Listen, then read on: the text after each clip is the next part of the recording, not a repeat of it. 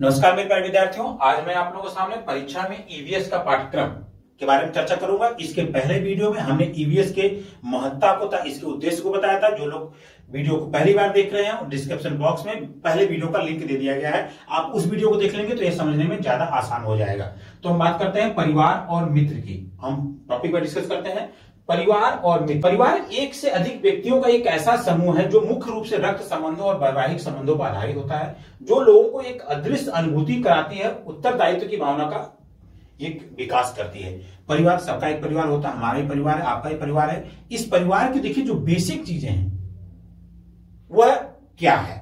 हाँ, अगर हम इसको समझ लें तो परिवार के बारे में देखिए, परिवार के बारे में जो भी प्रश्न आता है हम बहुत ही आसानी से कर लेते हैं, लेकिन उत्तर की सटीकता तक जानने में हमको समस्या हो जाती है, क्योंकि ईवीएस में हमें लगता है कि ये भी सही है, ये भी सही है, ये भी सही है। कहा जाता है ना कि little knowledge is dangerous thing, अल्प ज्ञान बड़ा ही खतरनाक होता है, क्योंकि इस नकारात्मक परीक्षा के दौर में अल्प ज्ञान हमको निगेटिव करा सकता है।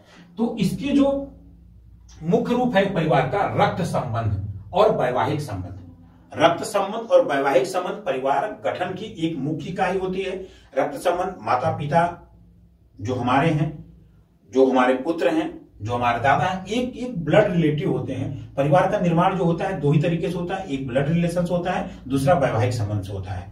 परिवार की ये मुख्य विशेषता होती है। दूसरा है परिवार का संगठन मुख्य रूप से गृहस्थ जीवन, स्थायी यौन संबंध, वंश वृद्धि, जीवन को सुखमय बनाने हेतु किया जाता है। वास्तव में परिवार गठन कहा जाता है शादीशुदा। आज भी देखे जाइए, इलाहाबाद में जब हम लोग जाते थे, कहीं भी जाते हैं, रूम लेने जाइए कहीं पे भी, तो सबसे पहले पूछा किसी फैमिली सोसाइटी में जाइए, अगर आप स्टूडेंट एरिया में नहीं जा रहे हैं तो सीधे पूछा जाता है क्या फैमिली है आपके साथ। यानी कि फैमिली एक रिस्पॉन्सिबिलिटी का एहसास दिलाती है। जिस व्यक्ति का परिवार है यानी वो शादीशुदा है, फैमिली से तात्पर्य वहां पर शादीशुदा है, अगर वो शादीशुदा है उसके अंदर जिम्मेदारी आ चुकी होगी और वह समाज में कुछ ऐसी गतिविधियों पर अंकुश लग जाएगा जो कि उस समाज के लिए अहितकर होगा। इसलिए परिवार जो होता है एक निश्चित यौन संबंध, वंश वृद्धि, यानी परिवार में यह निश्चित होता है कि हमारे यौन संबंध किससे बनेंगे।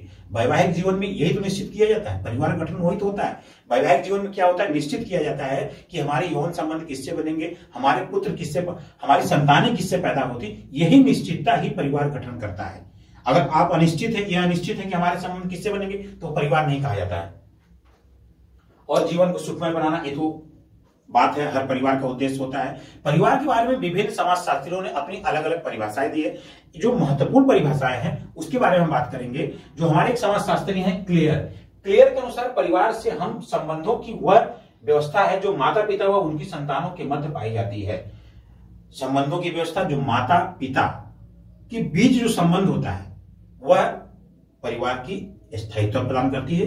क्लियर के अनुसार, मजूमदार के अनुसार परिवार उन व्यक्तियों का समूह है जो एक छत के नीचे रहते हैं, जो रक्त संबंधी सूत्रों से संबंध रखते हैं, स्थान हित व पारस्परिक कृतज्ञता के नाते एक दूसरे की भावना रखते हैं।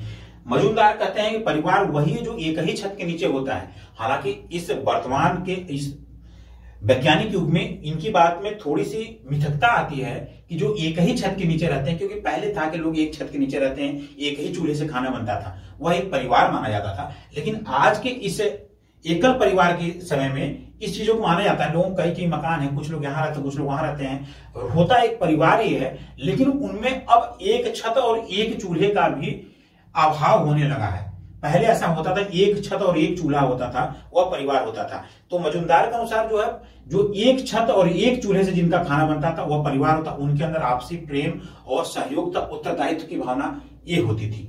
आगे जो हमारे समाजशास्त्री हैं उनके अनुसार परिवार, मैकाइवर पेश कहते हैं कि परिवार निश्चित यौन संबंधों द्वारा परिभाषित एक ऐसा समूह है जो बच्चों को जनन और लालन पालन की व्यवस्था करता है। इसके पहले जो समाजशास्त्री ने वो भी कहा था कि निश्चित यौन संबंध परिवार की एक मुख्य व्यवस्था है। निश्चित यौन संबंध के बारे में हमने बता दिया था। निश्चित यौन संबंधों के पश्चात उत्पन्न संतानें का लालन पालन करना भी एक परिवार की जिम्मेदारी होती है। परिवार संबंधी सारे प्रश्नों को आपको समझ में आ रहा होगा, न समझ में आ रहा तो आप कमेंट बॉक्स में दीजिएगा, अगले वीडियो में हम आपको उन सारी समस्याओं का समाधान करेंगे। आप एक बात याद रखिएगा कि ईवीएस जो होता है बड़ा ही आसान लगता है, लेकिन इसके जो प्रश्न होते हैं उतने ही जटिल होते हैं। हमें लगता है कि चारों उत्तर सही है, कभी कभी जो कठिन प्रश्न होते हैं अगर हमें नहीं आ रहा है तो कोई समस्या नहीं है, लेकिन इसके आसान प्रश्न जिनको हमें लगता है कि ए भी सही है, बी भी सही है, सी भी सही है, डी भी सही है, उसमें कौन सा सही है इसकी सटीकता का अंदाजा लगाना बड़ा मुश्किल होता है। अगर हमने सटीकता का अंदाजा लगा लिया तो हमारा निगेटिव नहीं होगा, नहीं तो हमको लग रहा है कि हम सही मार रहे हैं और हम नकारात्मक अंक के शिकार हो जाएंगे। जबकि मार्डोक कहते हैं परिवार एक ऐसा सामाजिक समूह है जिसके लक्षण सामान्य निवास, आर्थिक सहयोग और जनन है। मेन सारे समाजशास्त्री जो हैं सबका मेन संबंध वही पाता है, संतान उत्पत्ति, निश्चित यौन संबंध और आपसी प्रेम सहयोग। ये है परिवार की मुख्य बात। लुसिमेर के अनुसार में देख लेते हैं, परिवार एक गृहस्थ समूह है जिसमें माता पिता और संतान साथ साथ रहते तथा इनके मूल दंपति और उनकी संतान रहती हैं।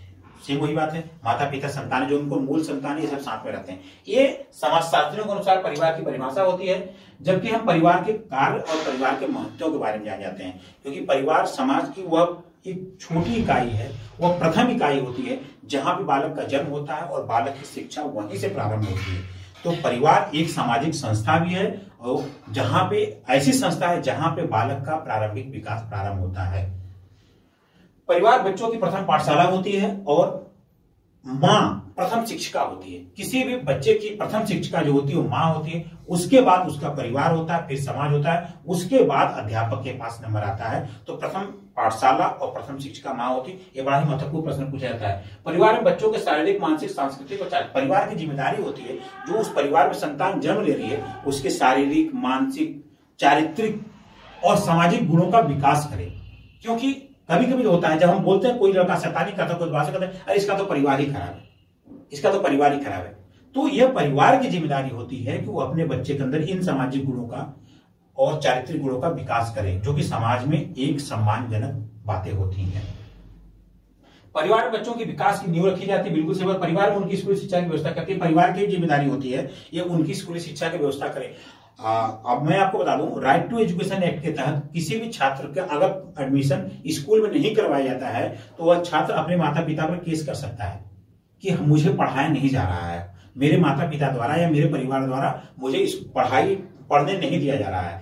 तो यह परिवार की एक जिम्मेदारी भी बन जाती है कि वह जो परिवार में जो भी संतान उत्पन्न हो रही है उसको शिक्षा प्रदान करे।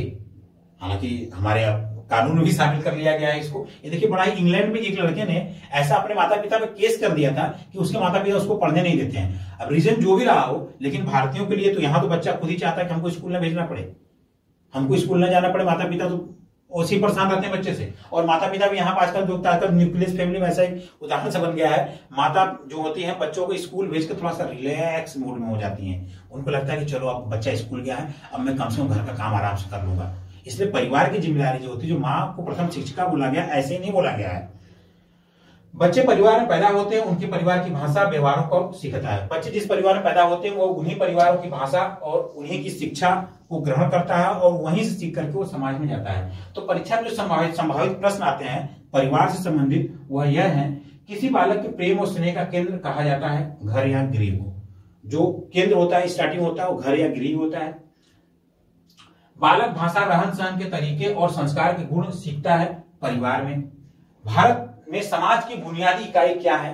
परिवार है। समाज की बुनियादी इकाई, हमने कहा कि जो हमारा समाज होता है, परिवार एक पहली संस्था है जहां से समाज प्रारंभ होता है। किसके अभाव परिवार बिखर जाता है? प्रेम और सहयोग के अभाव में परिवार बिखर जाता है। परिवार किस अभाव में बिखर जाता है, टूट जाता है? प्रेम और सहयोग के अभाव में बिखर जाता है। विश्व में सर्वाधिक परिवार का स्वरूप कौन सा है? विश्व में सर्वाधिक परिवार का स्वरूप जो होता है वह है एकल परिवार।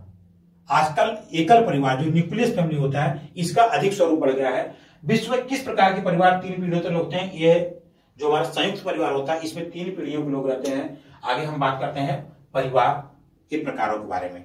तो अगले वीडियो हम बताएंगे परिवार के प्रकार क्या। अभी हम छोटे छोटे वीडियो बना रहे हैं जिससे आप लोग अधिक से अधिक जुड़ जाए। वीडियो आपको पसंद आए तो वीडियो को लाइक करिएगा, तक कमेंट करके जरूर बताइएगा जिससे हम अगले वीडियो को बनाएं। कमेंट करिएगा। धन्यवाद।